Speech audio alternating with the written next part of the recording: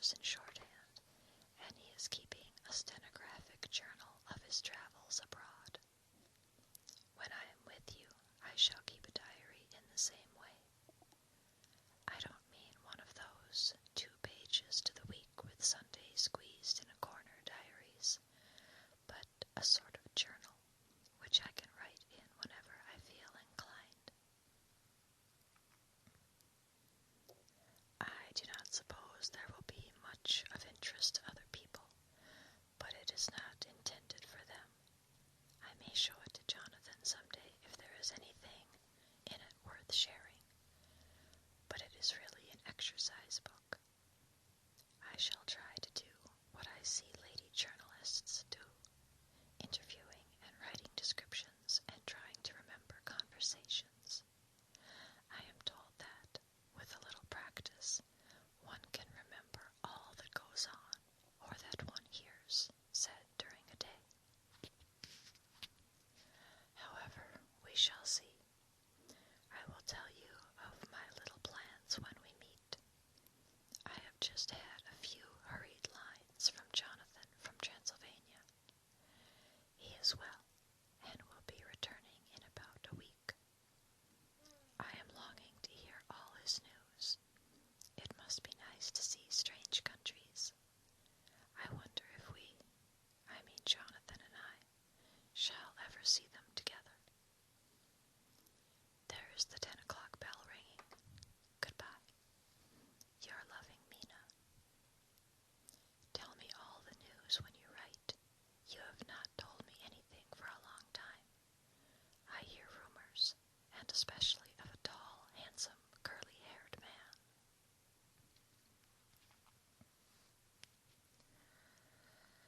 Another letter, this one from Lucy Westenra to Mina Murray. 17 Chatham Street, Wednesday. My dearest Mina, I must say you tax me very unfairly with being a bad correspondent. I wrote you twice since we parted, and your last letter was only your second. Besides, I have nothing to tell you. There's really nothing to interest you. Town is very pleasant just now, and we go to a great deal to picture galleries and for walks and rides in the park. As to the tall, curly-haired man, I suppose it was the one who was with me at the last pop. Someone has evidently been telling tales. That was Mr. Holmwood.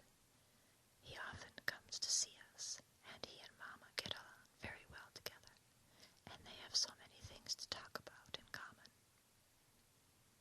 We met some time ago a man that would just do for you, if you are not already engaged to Jonathan. He is an excellent parti, being handsome, well off, and of good birth. He is a doctor, and really clever, just fancy.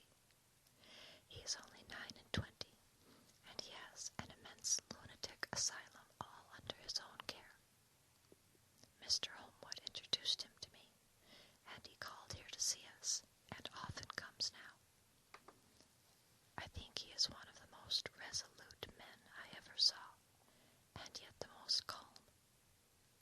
He seems absolutely imperturbable. I can fancy what a wonderful power he must have over his patients. He has a curious habit of looking one straight in the face, as if trying to read one's thoughts. He tries this on very much with me, but I flatter myself that he has got a tough nut to crack. I know that from my glass. Do you ever try to read your own face? I do, and I can tell you that it is not a bad study, and gives you more trouble than you can well fancy if you have never tried it. He says that I afford him a curious psychological study, and I humbly think that I do.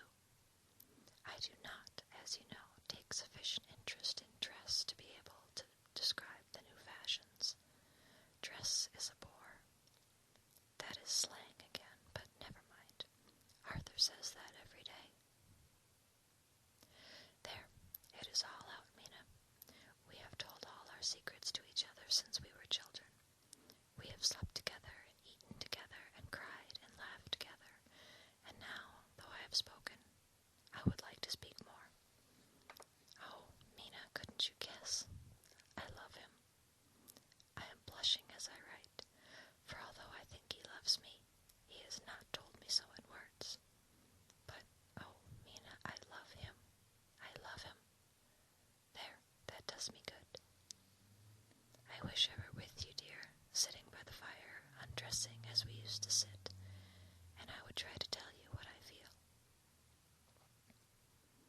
I do not know how I am writing this even to you.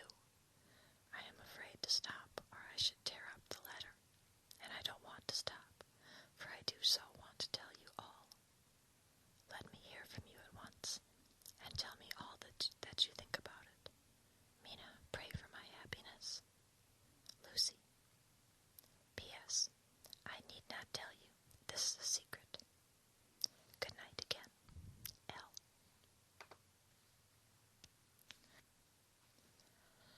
Another letter, this one again from Lucy Westenra to Mina Murray.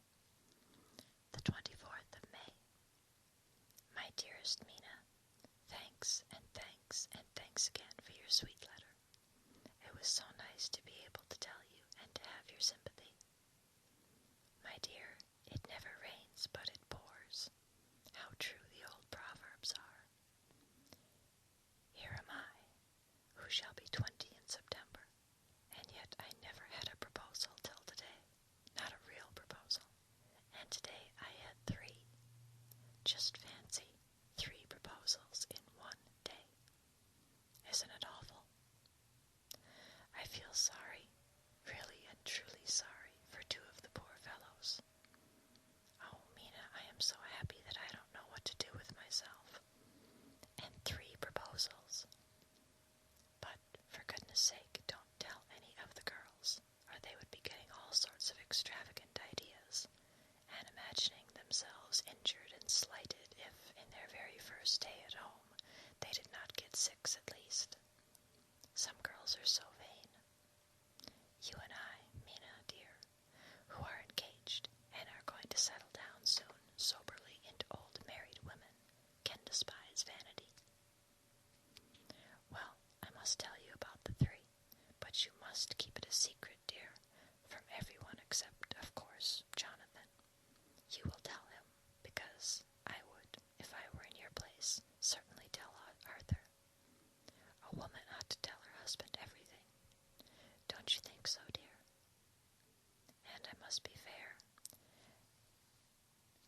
Men like women, certainly their wives, to be quite as fair as they are. And women, I am afraid, are not always quite as fair as they should be. Well, my dear, number 1 came just before lunch. I told you of him, Dr. John Seward, the lunatic asylum man, with the strong jaw and the good forehead. He was very cool outwardly, but was nervous all the same. He had evidently been schooling himself as to all sorts of little things, and remembered them, but he almost managed to sit down on his silk hat, which men don't generally do when they are cool. And then he wanted to appear at ease.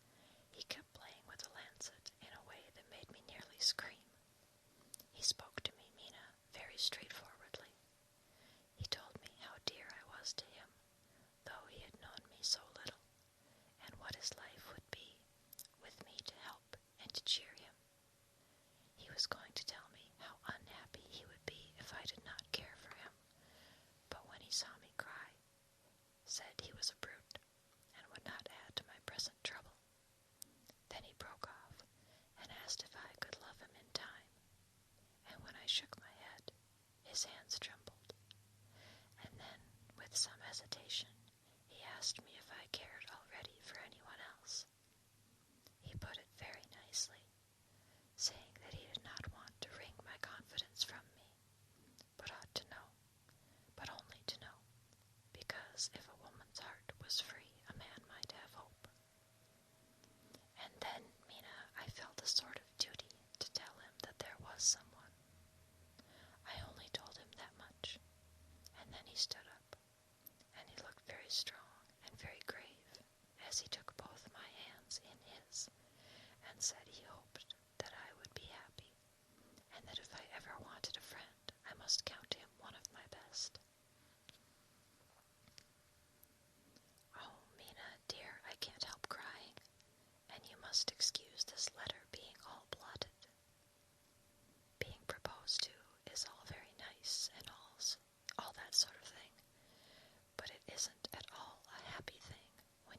see a poor fellow, whom you know loves you honestly, going away and looking all broken-hearted, and to know that, no matter what he might say at the moment, you are passing out of his life. My dear, I must stop here at present. I feel so miserable, though I am so happy. Evening. Arthur has just gone, and I feel in better spirits than when I left off, so I can go on telling you about the day. Well, my dear, number 2 came after lunch. He is such a nice fellow, an American from Texas, and he looks so young and so fresh that it seems almost impossible that he has been to so many places and has such adventures. I sympathize with poor Desdemona when she had such a stream poured in her ear, even by a black man. I suppose that we women are such cowards that we think a man will save us from fears, and we marry him. I know now what I would do if I were a man and wanted to make a girl love me. No, I don't, for there was Mr. Morris telling us his stories, and Arthur never told any, and yet... My dear, I am somewhat previous. Mr. Quincy Morris found me alone. It seems that a man always does find a girl alone. No, he doesn't, for Arthur tried twice to make a chance, and I helping him all I could. I am not ashamed to say it now. I must tell you beforehand that Mr. Morris doesn't always speak slang. That is to say, he never does so to strangers or before them. But he is really well educated and has exquisite manners. But he found out that it amused me to hear him talk American slang, and whenever I was present, and there was no one else to be shocked, he said such funny things. I am afraid, my dear, he has to invent it all, for it fits exactly into whatever else he has to say. But this is a way slang has. I do not know myself if I shall ever speak slang. I do not know if Arthur likes it, as I have never heard him use any as of yet. Well, Mr. Morris sat down beside me and looked as happy and jolly as he could, but I could see all the same that he was very nervous. He took my hand in his and said ever so sweetly, "Miss Lucy, I know I ain't good enough to regulate the fixins at your little shoes, but I guess if you wait till you find a man that is, you will go join them 7 young women with the lamps when you quit. Won't you just hitch up alongside of me, and let us go down the long road together, driving in double harness?" Well, he did look so good-humored and so jolly that it didn't seem half so hard to refuse him as it did poor Dr. Seward.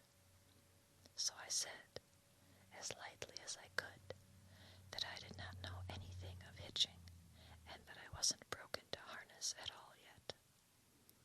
Then he said that he had spoken in a light manner, and he hoped that if he had made a mistake in doing so, on so grave, so momentous an occasion for him, I would forgive him. He really did look serious when he was saying it, and I couldn't help feeling a bit serious too. I know, Mina, you will think me a horrid flirt, though I couldn't help feeling a sort of exultation that he was number 2 in one day. And then, my dear, before I could say a word, he began pouring out a perfect torrent of love-making, laying his very heart and soul at my feet. He looked so earnest over it that I shall never again think that a man must be playful always, and never earnest, because he is merry at times. I suppose he saw something in my face which checked him, for he suddenly stopped, and said with a sort of manly fervor that I could have loved him for if I had been free, "Lucy, you are an honest-hearted girl, I know. I should not be here speaking to you as I am now, if I did not believe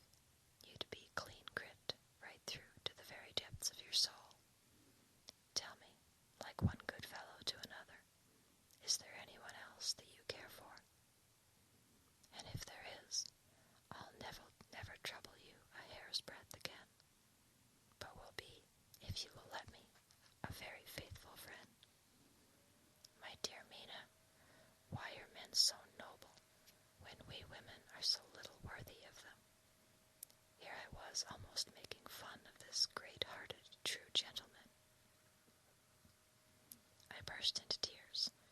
I am afraid, my dear, you will think this is a very sloppy letter in more ways than one, and I really felt very badly. Why can't they let a girl marry 3 men, or as many as want her, and save all this trouble? But this is heresy, and I must not say it. I am glad to say that, though I was crying, I was able to look into Mr. Morris's brave eyes, and I told him out straight.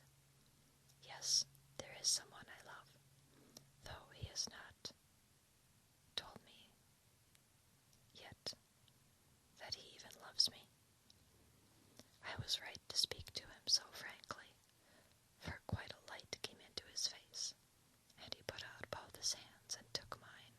I think I put them into his, and said in a hearty way, "That's my brave girl.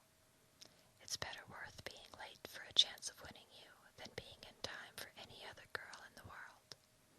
Don't cry, my dear. If it's for me, I'm a hard nut to crack, and I take it standing up. If that other fellow doesn't know his happiness, well, he'd better look for it soon, or he'll have to deal with me. Little girl, your honesty and pluck have made me a friend, and that's rarer than a lover. It's more selfish, anyhow. My dear, I'm going to have a pretty lonely walk between this and Kingdom Come. Won't you give me one kiss? It'll be something to keep off the darkness now and then. You can, you know, if you like, for that other good fellow. He must be a good fellow, my dear, and a fine fellow, or you could not love him. He hasn't spoken yet." That quite won me. Mina, for it was brave and sweet of him, and noble too, to a rival, wasn't it? And he so sad, so I leant over and kissed him. He stood up with my 2 hands in his, and as he looked down into my face, "I am afraid I am blushing very much," he said. "Little girl, I hold your hands, and you've kissed me, and if these things don't make us friends, nothing ever will. Thank you for your sweet honesty to me, and goodbye." He wrung my hand, and, taking up his hat, went straight out of the room without looking back, without a tear or a quiver or a pause, and I am crying like a baby. Oh, why must a man like that be made unhappy, when there are lots of girls about who would worship the very ground he trod on? I know I would if I were free, only I don't want to be free. My dear, this quite upset me, and I feel I cannot write of happiness just at once, after telling you of it, and I don't wish to tell you of the number 3 until it can be all happy. Ever, your loving Lucy. P.S. Oh, about number 3. I needn't tell you of number 3, need I? Besides, it was all so confused. It seemed only a moment from his coming into the room till both his arms were round me, and he was kissing me. I am very, very happy, and I don't know what I have done to deserve it. I must only try in the future to show that I am not ungrateful to God for all his goodness to me in sending me such a lover, such a husband, and such a friend. Goodbye.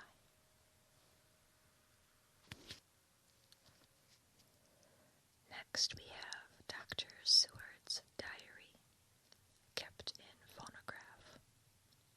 The 25th of May. Ebb died in appetite today. Cannot eat, cannot rest, so diary instead. Since my rebuff of yesterday, I have a sort of empty feeling. Nothing in the world seems of sufficient importance to be worth the doing. As I knew that the only cure for this sort of thing was work, I went amongst the patients. I picked out one who has afforded me a study of much interest. He is so quaint that I am determined understand him as well as I can. Today, I seem to get nearer than ever before to the heart of his mystery. I questioned him more fully than I had ever done, with a view to making myself master of the facts of his hallucination. In my manner of doing it there was, I now see, something of cruelty. I seemed to wish to keep him to the point of his madness, a thing which I avoid with the patience as I would the mouth of hell. Memo. Under what circumstances would I not avoid the pit of hell? Omnia Rome Venelia sunt. Hell has its price. If there be anything behind this instinct, it will be valuable to trace it afterwards accurately, so I had better commence to do so. Therefore, R.M. Renfield, age 59, sanguine temperament, great physical strength, morbidly excitable, periods of gloom, ending in some fixed idea which I cannot make out. I presume that the sanguine temperament itself and the disturbing influence end in a mentally accomplished finish. A possibly dangerous man, probably dangerous if unselfish. In selfish men, caution is as secure an armor for their foes as for themselves. What I think of on this point is, when self is the fixed point, the centripetal force is balanced with the centrifugal. Sorry about that, guys. When duty, a cause, etc. is the fixed point, the latter force is paramount, and only accident or a series of accidents can balance it. Now we have another letter. This one is from Quincy P. Morris to the Honorable Arthur Holmwood, the 25th of May. My dear Art, we've told yarns by the campfire in the prairies, and dressed one another's wounds after trying a landing at the Marquesas, and drunk healths on the shore of Titicaca. There are more yarns to be told, and other wounds to be healed, and another health to be drunk. Won't you let this be at my campfire tomorrow night? I have no hesitation in asking you, as I know a certain lady is engaged to a certain dinner party, and that you are free. There will only be one other, our old pal at the Korea, Jack Seward. He's coming too, and we both want to mingle our weeps over the wine cup, and to drink a health with all of our hearts to the happiest man in all the wide world, who has won the noblest heart that God has made, and best worth winning. We promise you a hearty welcome, and a loving greeting, and a health as true as your own